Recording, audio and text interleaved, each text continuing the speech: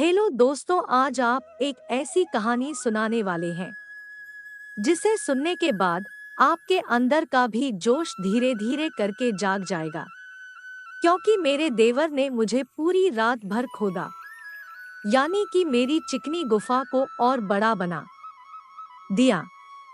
मेरी नाम सोनिया है और मैं 22 साल की हूँ। मैं उत्तर प्रदेश वाराणसी की रहने वाली हूँ। मेरी यह घटना 8 दिन पहले हुई थी।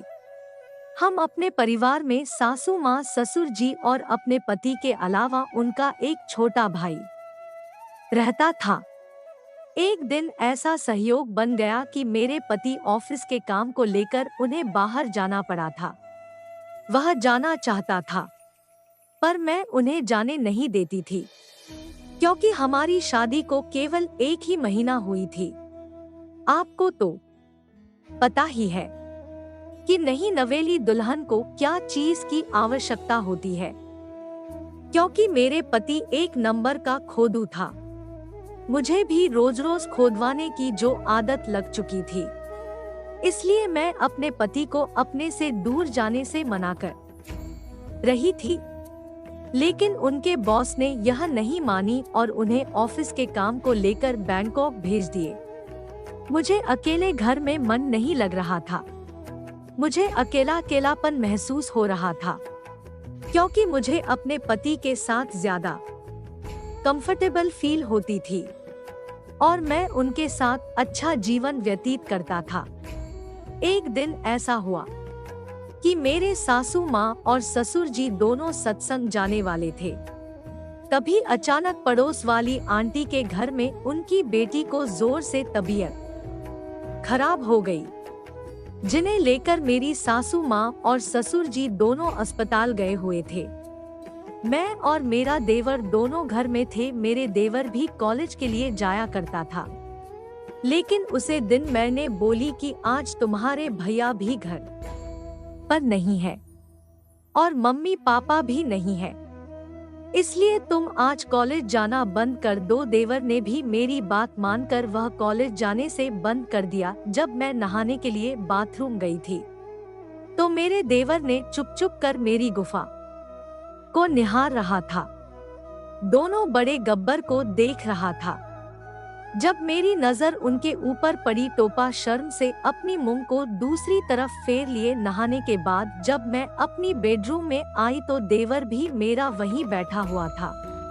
मैंने पूछा कि तुम यहाँ क्या कर रहे हो, बाहर जाओ, मुझे कपड़े बदलने हैं।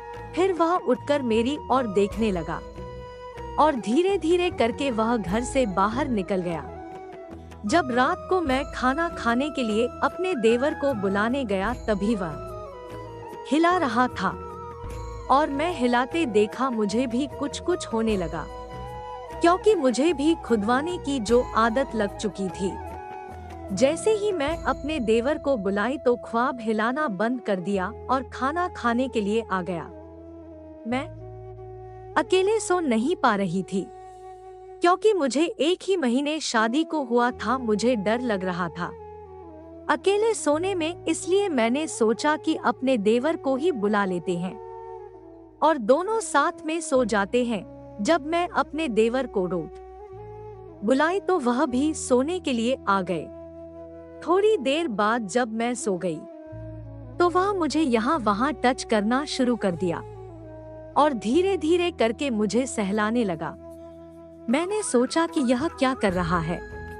तुम्हारे भैया को पता चलेगा तो वह क्या तुम्हारे बारे में सोचेगा, लेकिन वह मैंने ही वाले कहा है, क्योंकि मैं अकेली थी।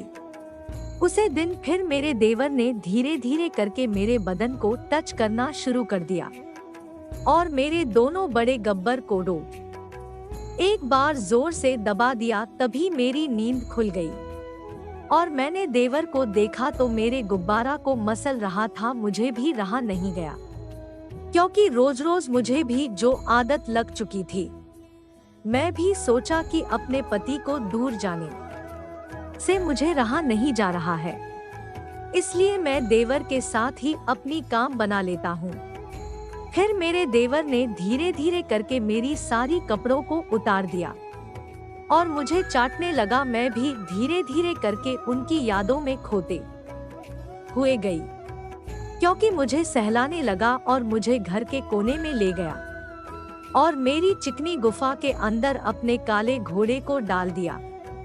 मैं भी काफी खुश हो गई, क्योंकि मेरे पति को दूर जाने से मुझे भी मन नहीं लग रही थी।